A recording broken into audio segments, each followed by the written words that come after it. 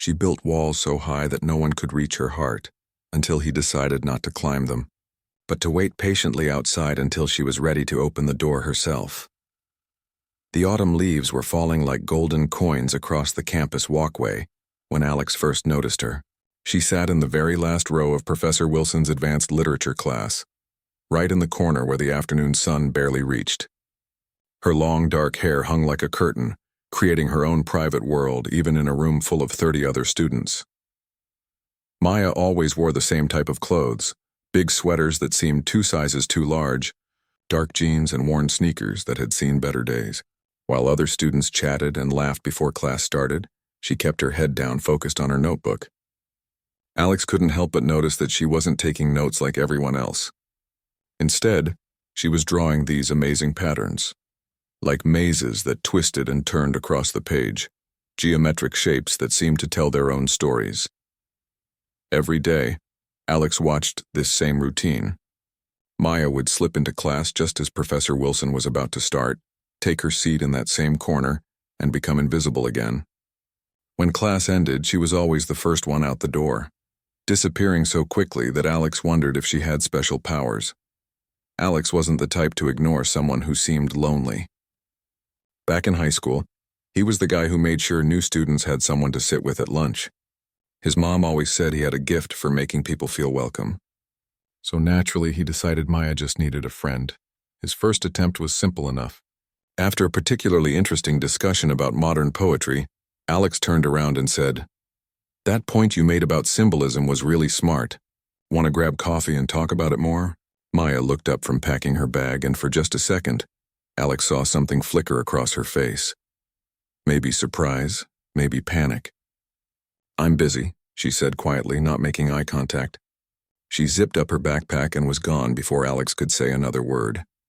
The next week, Alex tried a different approach. He noticed Maya always sat alone during the break between classes, usually under the big oak tree near the library. He bought 2 hot chocolates from the campus cafe and walked over to her spot. "Hey, I got an extra hot chocolate," he said, holding out the paper cup. "Thought you might want one. It's getting cold out here." Maya looked up from her book, and Alex could see she was reading something way beyond what their class required. Some thick book about psychology and human behavior. She stared at the offered cup like it might explode. "Thanks, but I don't drink things from strangers," she said, then immediately looked like she regretted being so blunt. I'm fine, but thank you." Alex sat down anyway, not close enough to invade her space, but near enough to talk. "I'm Alex, by the way. We've been in the same class for 6 weeks, so technically we're not strangers anymore." Maya closed her book, keeping her finger inside to mark the page. "I know who you are," she said. "You're the one who organizes study groups and remembers everyone's birthdays." Alex was surprised. He didn't realize she'd been paying attention to him at all. "Guilty as charged. And you're Maya.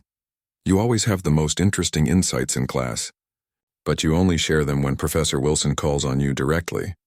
She looked genuinely shocked that he knew her name, let alone noticed her contributions to class. "How did you—" she started, then shook her head.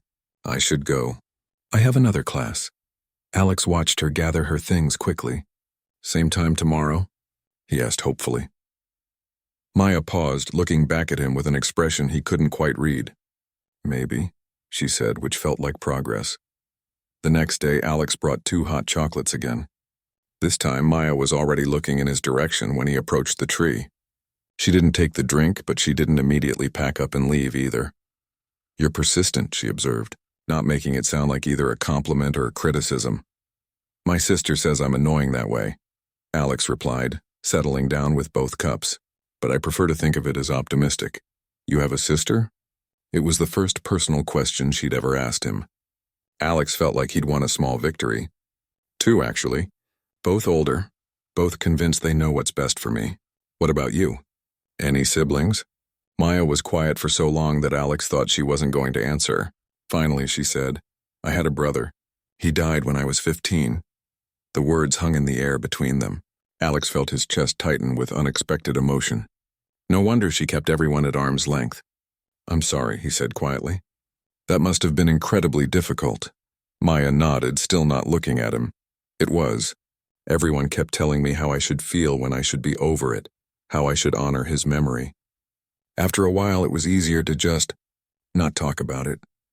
Not talk about anything personal, really. Alex understood then why she built walls around herself. It wasn't that she disliked people. She was protecting herself from more pain. The realization made him want to be even more patient with her, not less. For what it's worth, Alex said carefully, I think you get to decide how you deal with something that big. Nobody else gets a vote. Maya finally looked at him directly, and Alex saw something shift in her dark eyes.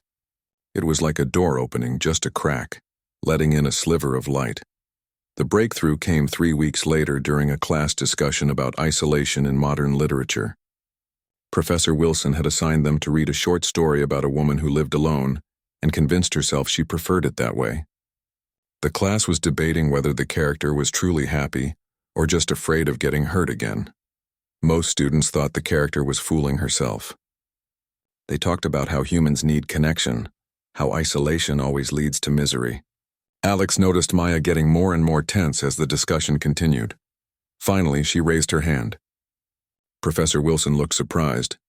Maya almost never volunteered to speak.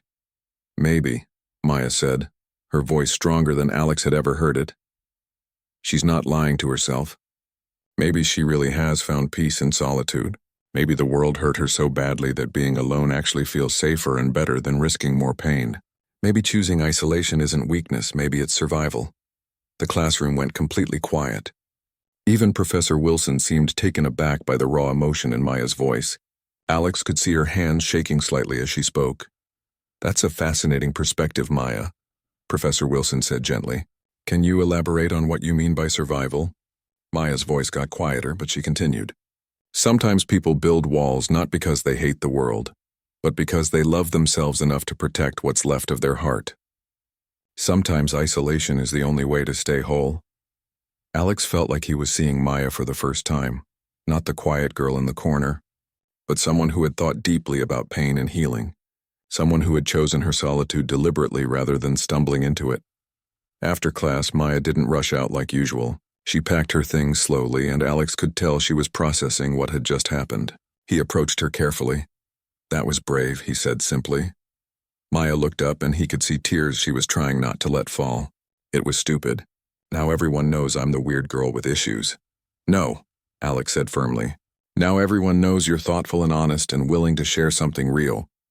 That's not weird, that's rare. Maya stared at him for a long moment. Why do you keep trying to be nice to me? Most people give up after the first few rejections. Alex considered the question seriously.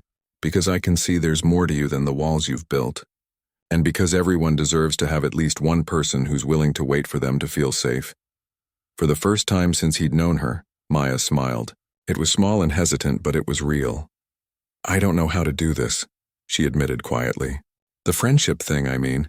I'm out of practice. One, that's okay, Alex said. We can figure it out as we go.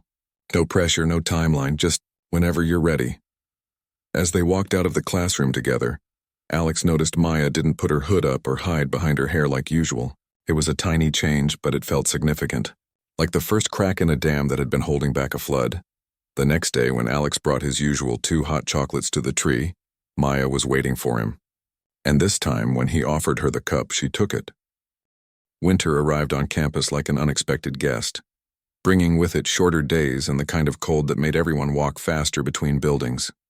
Alex noticed that Maya had started wearing an even bigger coat now, a navy blue puffer jacket that made her look even smaller than before. But something else had changed too. She no longer disappeared immediately after their literature class. Alex had learned something important from their conversation under the oak tree. Pushing Maya to open up had been the wrong approach entirely. Instead, he decided to try something different.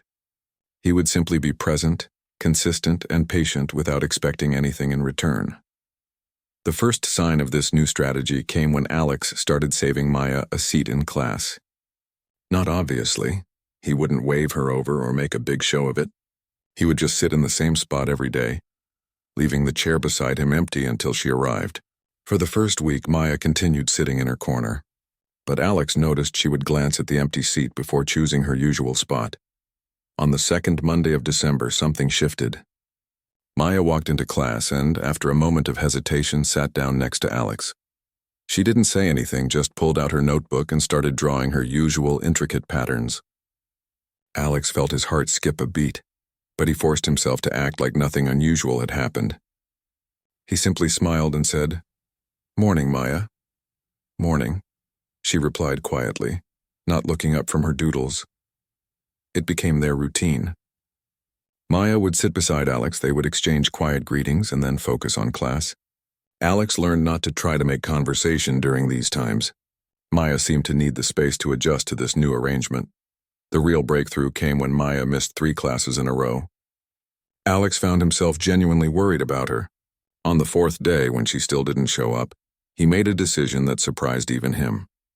He carefully copied all his notes from the classes she had missed, including the reading assignments and essay topics Professor Wilson had discussed. When Maya returned the following week, Alex could see she looked tired and stressed. Without making a big deal about it, he slipped the copied notes onto her desk before class started. Maya stared at the neat handwriting, the carefully highlighted important points, the detailed breakdown of assignment requirements. When she looked up at Alex, her eyes were wide with surprise. "You didn't have to do this," she whispered. "I know," Alex whispered back as Professor Wilson started talking. "I wanted to." After class, Maya lingered instead of rushing out. She carefully put Alex's notes in her folder and turned to him. "Thank you. I was sick and I thought I was going to fall behind in everything." "Are you feeling better now?" Alex asked, genuinely concerned. Maya hesitated. "It wasn't that kind of sick. My mom called. She's been having a hard time since..." She trailed off, but Alex understood. Since her brother died. Some days were harder than others for families dealing with loss. "I'm glad you were there for her," Alex said simply. Maya looked at him with something like wonder. Most people would have asked questions, wanted details, made a big emotional scene. Alex just accepted what she was willing to share and supported her choice to help her family. From that day forward, Maya began participating more in class discussions. Not dramatically, she was still quiet and thoughtful. But when Professor Wilson asked questions, Maya would sometimes look at Alex before raising her hand, as if drawing courage from his presence. Alex started to learn Maya's patterns and preferences. She always brought the same lunch, a peanut butter sandwich and an apple, which she ate alone under their oak tree even when it was cold. She checked out the maximum number of books allowed from the library every week, always a mix of psychology, poetry, and science fiction. She wrote in a small journal during breaks, covering the pages with her hand so no one could see what she was writing. One particularly cold January afternoon, Alex found Maya under their tree, but she wasn't eating or reading. She was just sitting there staring at nothing, her lunch untouched beside her. Alex approached carefully and sat down without saying anything. He pulled out his own sandwich and started eating, creating a comfortable silence. After about 10 minutes, Maya spoke. "Do you ever feel like you're watching your life happen instead of actually living it?" she asked. Alex considered the question seriously. "Sometimes. Usually when I'm scared of making the wrong choice, so I end up not making any choice at all." Maya nodded. "I've been watching for so long I forgot how to participate, even when I want to." "What would participating look like for you?" Alex asked gently. Maya was quiet for a long time. Then she opened her journal to a page filled with her handwriting. "I wrote a poem yesterday about winter and waiting for spring. It's probably terrible, but would you want to read it?" Alex felt honored that she was willing to share something so personal. "I'd love to read it." Maya tore the page out carefully and handed it to him, then immediately looked away as if she couldn't bear to watch his reaction. Alex read the poem slowly. It was about feeling frozen not by cold but by fear, about watching other people live boldly while feeling trapped behind glass, about wondering if spring would ever come, if warmth was even possible anymore. The words were beautiful and raw and heartbreaking. "Maya," Alex said softly, "this is incredible. You're really talented." She looked back at him, searching his face for signs that he was just being polite. "You really think so?" "I know so." "Have you written others?" Maya nodded shyly. "I have a whole notebook full, but I've never shown them to anyone before. Would you consider sharing more of them?" "Not with everyone, just with me." Over the next few weeks, Maya began bringing Alex her poems during their lunch meetings under the oak tree.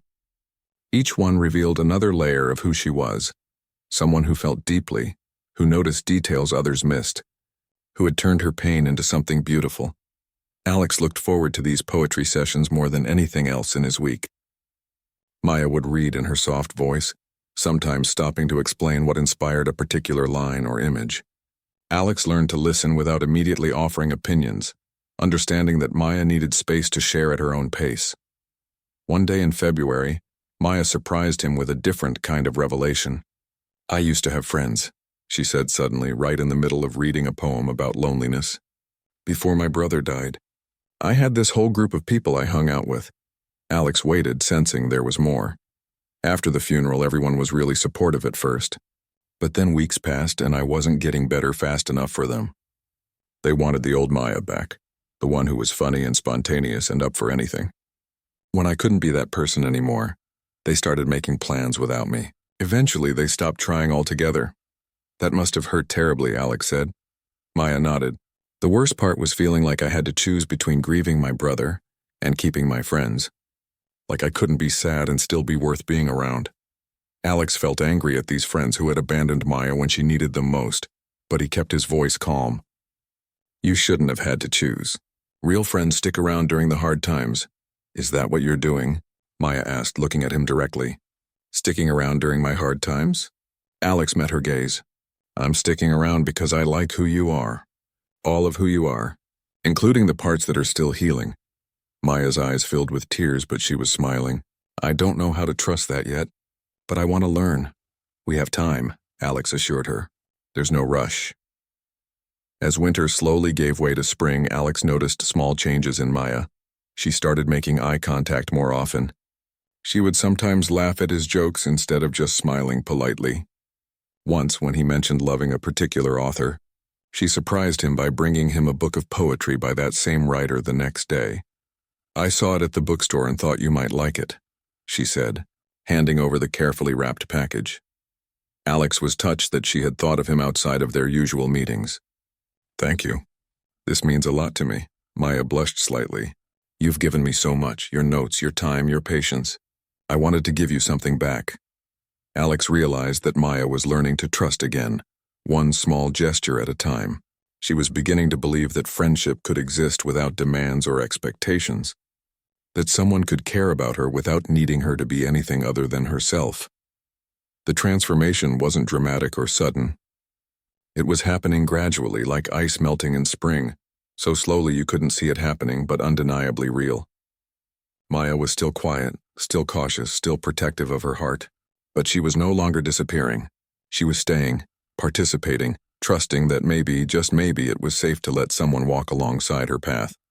Spring arrived on campus like a gentle promise, bringing with it longer days and the kind of warmth that made everyone walk a little slower, smile a little easier. Maya had started wearing lighter sweaters now, soft pastels that Alex had never seen her in before. More importantly, she had begun seeking him out instead of just accepting his presence. The change started small. One Tuesday morning, Alex arrived at their usual classroom to find Maya already there, having saved him a seat. She looked up nervously when he walked in, as if worried he might think she was being too forward. "I thought I'd return the favor," she said quietly, gesturing to the empty chair beside her. Alex felt warmth spread through his chest. "Thanks. I was running late anyway." He settled into the seat, noticing how Maya no longer tensed up when he sat close to her. Their friendship had found a new rhythm as the semester progressed. They had begun studying together in the library, not in the busy main area where everyone gathered, but in a quiet corner on the third floor that Maya had discovered. It was tucked away between the poetry and philosophy sections, with a small table by a window that looked out over the campus gardens. Alex learned that Maya was incredibly smart, not just in literature but in everything.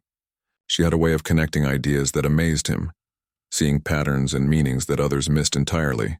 When they worked on their joint research project about modern poetry, Maya's insights made Alex realize how much more there was to learn about writing in life. "You see things differently than anyone I've ever met," Alex told her one afternoon as they pored over books about contemporary poets. Maya looked up from her notes, pencil still in hand. "Different how? Deeper? Like you're reading between the lines of everything. Not just books, but life itself." Maya was quiet for a moment, considering his words. I think when bad things happen, you either shut down or you start paying attention to everything more carefully. I chose to pay attention. It was during one of these study sessions that Maya first opened up about her writing dreams. She had been unusually quiet that day, doodling abstract shapes on her notebook instead of taking notes. "What's on your mind?" Alex asked gently. Maya hesitated, then pulled a folded piece of paper from her backpack. "I got something in the mail yesterday." She unfolded what looked like a form letter, but Alex could see her hands were shaking slightly as she held it. "I submitted some of my poems to a literary magazine 3 months ago. I never told anyone because I was sure they'd get rejected." She paused, taking a deep breath. "They want to publish one of them." Alex felt his face break into a huge grin. "Maya, that's incredible. Which poem?" "The one about winter ending. The first one I ever showed you." Maya's voice was filled with a mixture of excitement and terror. "I can't believe it's actually happening." Alex wanted to celebrate loudly, maybe even hug her, but he could see that Maya was still processing this news herself. Instead, he reached across the table and gently touched her hand. "I'm so proud of you," he said simply, "and I'm honored that I got to read it first." Maya's eyes filled with tears, but she was smiling. "I was so scared to submit it, but then I remembered what you said about how my writing deserves to be shared, and I just sent it before I could change my mind." "What happens next?" "They want to interview me for their website, and they asked if I have other work they could consider for future issues." Maya looked both thrilled and terrified. "I don't know if I'm ready for people to read my thoughts and feelings." Alex understood her fear. Maya's poetry was deeply personal, drawn from her experiences with loss and healing. Sharing it with the world meant making herself vulnerable in a way she'd spent years avoiding. "You don't have to decide anything right now," Alex said. "But remember, your words helped me understand things about grief and hope that I never could have learned anywhere else. Maybe they'll help other people too." Over the next few weeks, Alex watched Maya struggle with this new opportunity. Some days she was excited about the possibility of reaching other people who might need her words. Other days she was paralyzed by the thought of strangers reading her most private thoughts. Alex provided steady support without pushing her toward any particular decision. When Maya doubted herself, he reminded her of her talent. When she worried about criticism, he helped her remember why she started writing in the first place. The interview went well. The magazine editor was kind and genuinely interested in Maya's work. Afterward, Maya called Alex, something she had never done before. "I did it," she said, her voice shaky but proud. "I actually talked to a complete stranger about my writing for 30 minutes. How do you feel?" "Terrified, but also alive. Like maybe I can do things I never thought I could do." It was around this time that Alex began to realize his feelings for Maya had grown into something deeper than friendship. It happened gradually, so slowly that he almost didn't notice. But suddenly he found himself looking forward to seeing her more than anything else in his day. Her smile could change his entire mood. Her laugh, rare but beautiful, was his favorite sound in the world. The realization hit him fully one evening in late April. They were in the library, working on final papers, when Maya fell asleep with her head on her arms.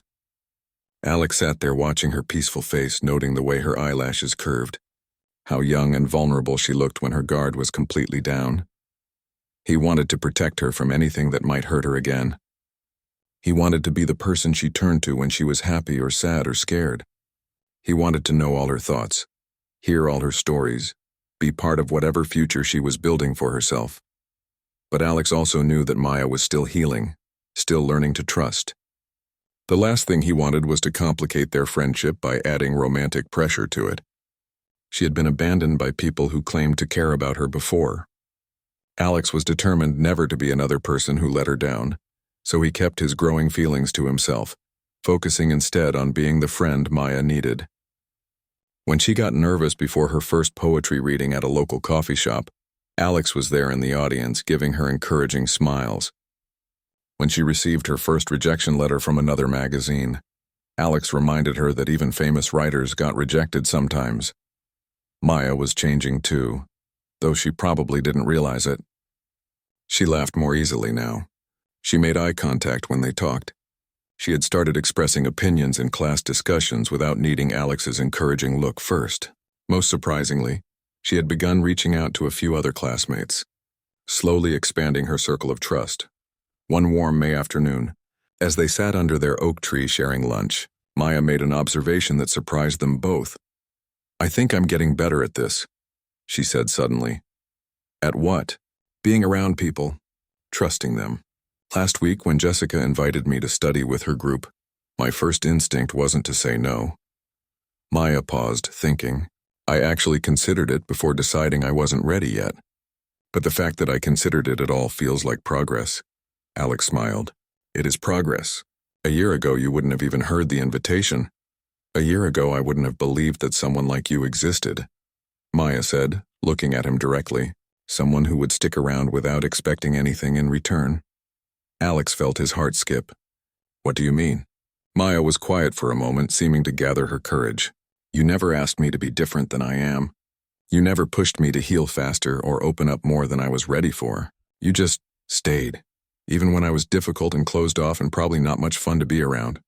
"Maya," Alex said gently, "you were never difficult. You were hurting. There's a difference, see?" Maya said, smiling. "That's exactly what I mean. You understand things about me that I'm still figuring out myself." As the semester drew to a close, Alex realized that watching Maya heal and grow had been one of the most meaningful experiences of his life. She was still careful with her heart, still protective of her deepest thoughts, but she was no longer hiding from the world entirely. Maya had learned that not everyone would hurt her. Some people could be trusted with her vulnerability. Some friendships could survive pain and fear and still grow stronger.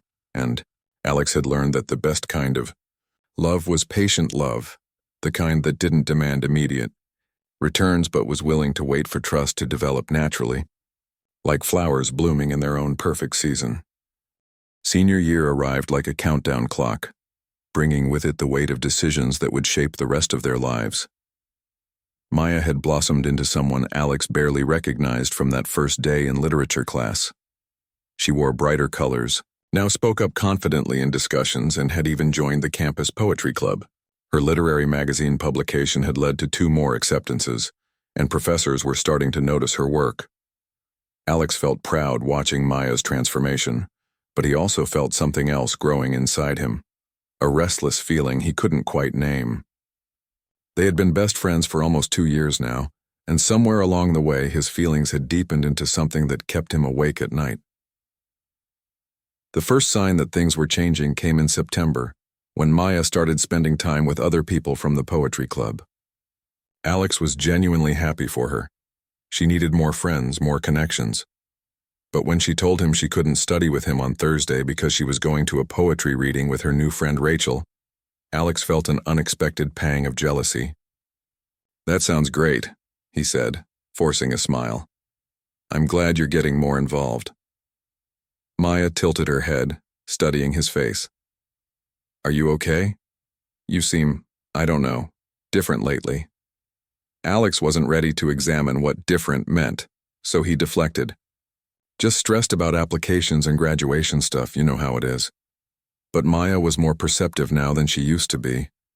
She didn't push, but Alex could tell she didn't quite believe his explanation. The truth was, Alex had been accepted to a graduate program 3 states away. The acceptance letter had been sitting on his desk for 2 weeks and he hadn't told anyone yet, not even Maya. Every time he thought about telling her, something held him back. Maybe it was the way she lit up when she talked about the writing program she was applying to here on campus. Maybe it was the fear of seeing disappointment in her eyes. Maya, meanwhile, was dealing with her own internal struggles. She had been accepted to a prestigious writing residency program in Vermont. 6 months of focused writing time with some of the best poets in the country. It was everything she had dreamed of, but it meant leaving everything familiar behind, including Alex. The conversation she had been avoiding finally happened on a cold October evening. They were in their usual spot in the library, supposedly, working on their senior thesis projects, but neither of them had written much in the past hour.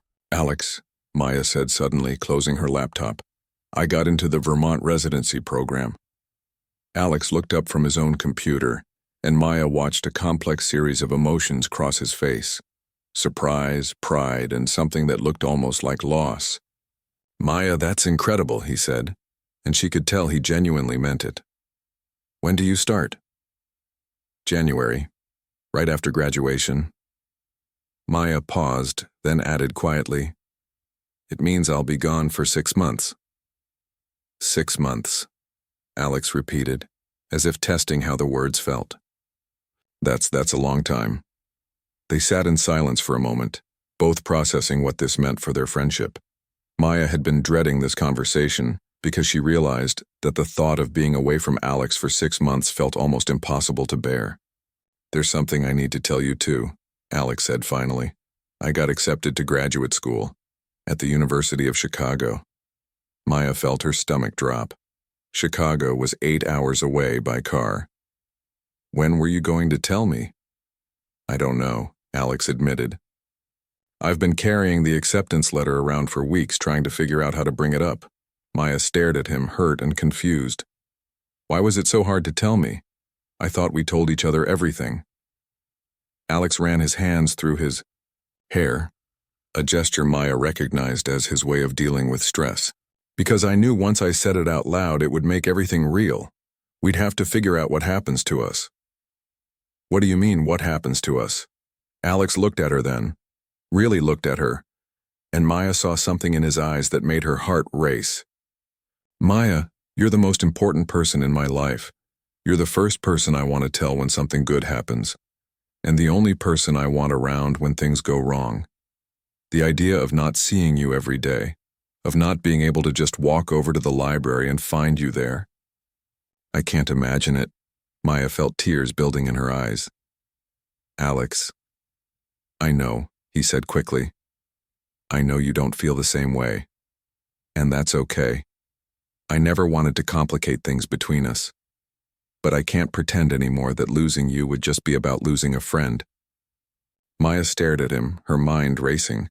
She thought about all the times over the past year when she had caught herself looking forward to seeing Alex more than anything else in her day, the way her mood lifted when he smiled at her, how safe she felt when he was around, how the thought of him not being in her life anymore made her feel panicked and empty.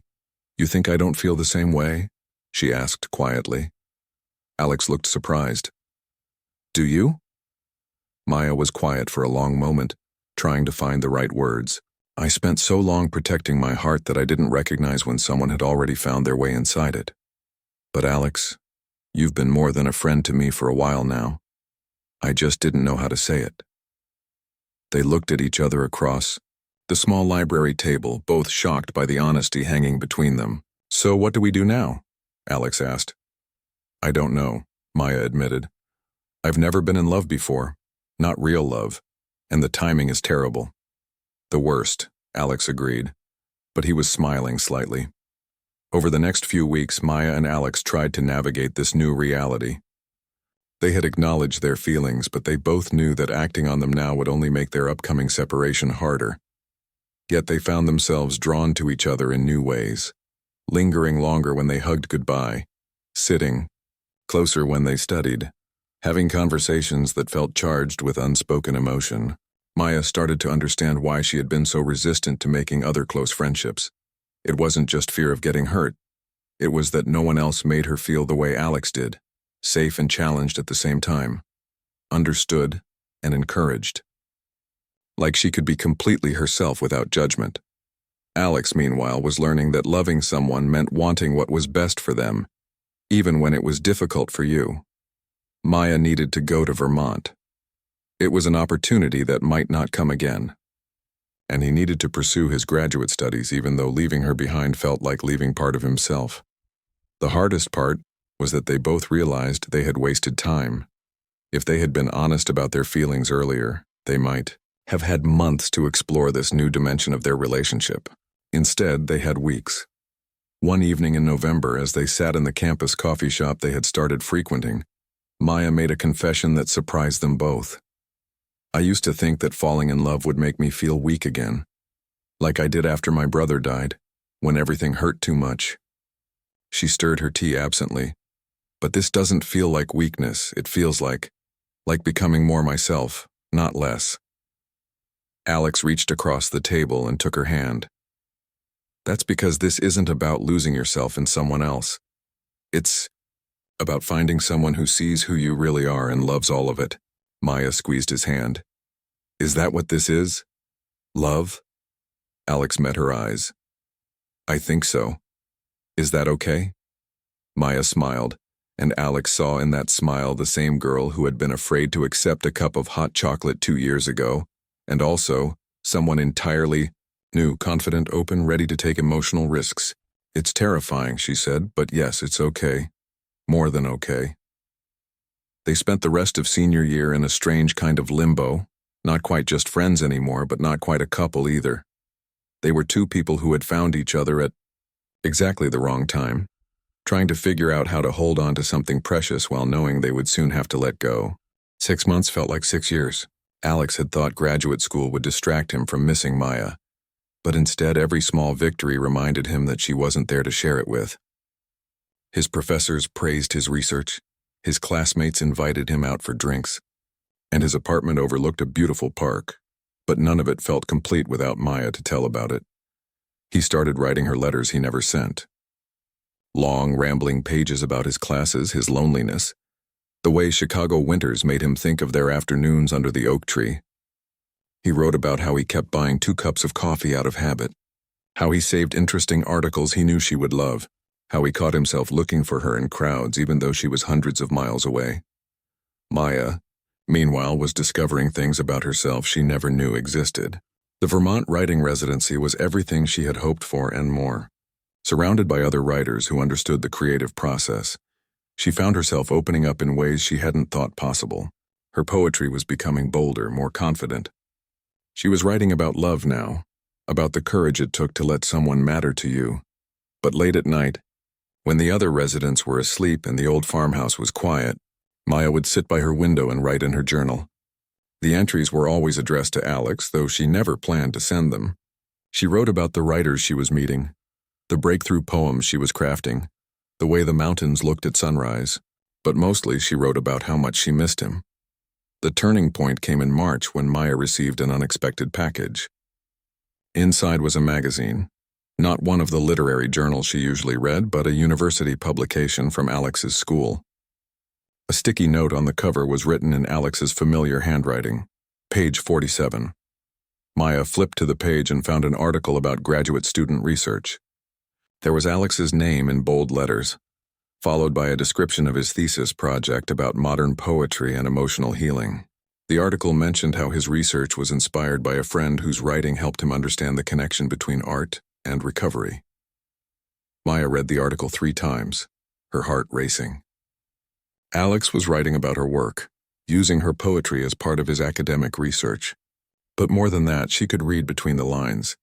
In every paragraph about the power of vulnerable writing, she heard him talking about her journey.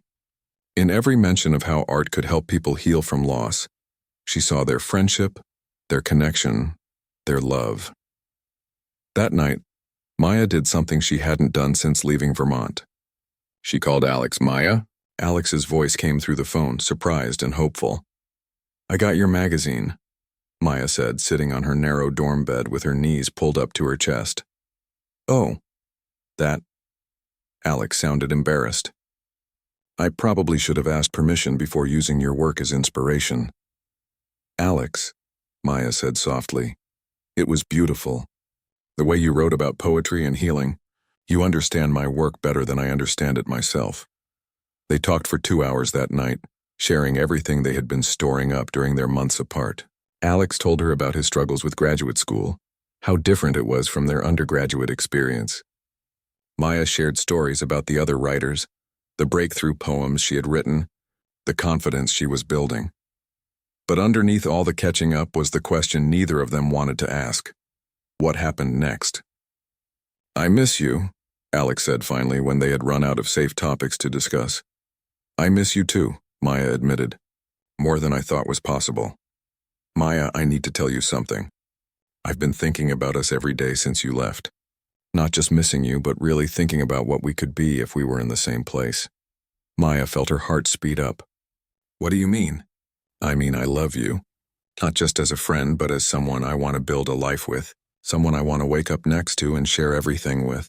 And I know the timing is still terrible, but I can't pretend anymore that this is just a crush that will go away. Maya was quiet for so long that Alex wondered if the call had dropped. Maya, are you there? I'm here, she whispered. I'm trying to figure out how to tell you that I love you too without crying. You can cry if you want, Alex said gently. I've done plenty of crying over missing you. Maya laughed through her tears. So what do we do now? I'm still here for 3 more months and you're still in Chicago. I don't know, Alex admitted. But I know I don't want to lose you again.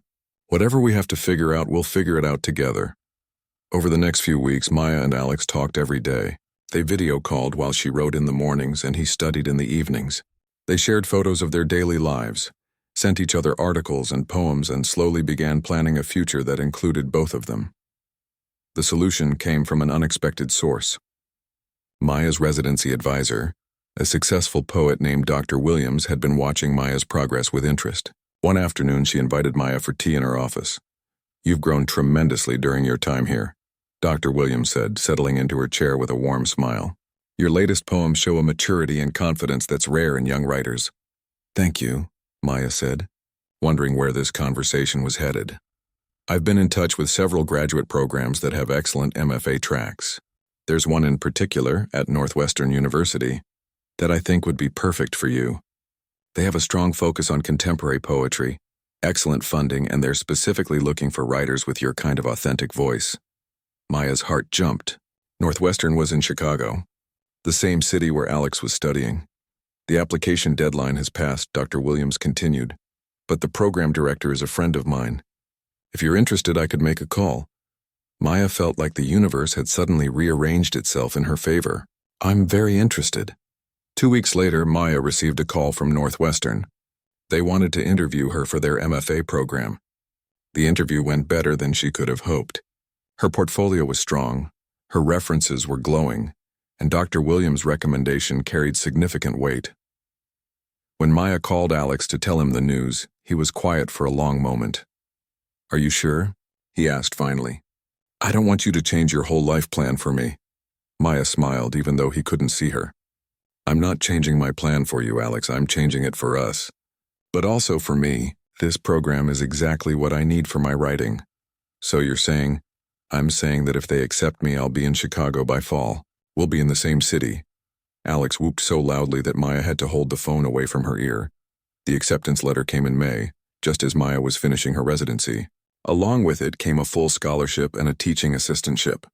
Maya had never felt so proud of herself, so ready for the next chapter of her life. Alex drove 8 hours to Vermont to pick her up on her last day. When Maya saw him standing beside his car in the residency parking lot, she dropped her bags and ran to him. He caught her in his arms and spun her around, both of them laughing and crying at the same time. I can't believe you're really here, Maya said. Her face pressed against his shoulder. I can't believe you're really coming home with me, Alex replied. That evening, as they drove through the mountains toward their new life together, Maya reflected on how much had changed since that first day in literature class. She had started as someone afraid to let anyone see her true self, someone who believed that love meant losing pieces of yourself. Now she understood that the right kind of love didn't diminish you. It helped you become more fully who you were meant to be. Alex had never tried to change her or rush her healing. He had simply loved her where she was and supported her growth into who she was becoming. Are you nervous? Alex asked as they crossed the state line into New York. Maya considered the question. A year ago, the idea of moving to a new city, starting graduate school, and beginning a romantic relationship all at once would have terrified her. Now, with Alex beside her and her own strength to rely on, it felt like an adventure rather than a risk. No, she said, reaching over to take his hand. For the first time in my life, I'm not nervous about the future. I'm excited for it. Alex squeezed her hand and smiled. Me too. As the sun set behind them and the road stretched ahead toward Chicago, Maya realized that all those walls she had built around her heart hadn't been keeping love out. They had been keeping her ready for the right person to tear them down. And Alex hadn't torn them down at all. He had simply stood patiently outside them until she felt safe enough to open the door herself.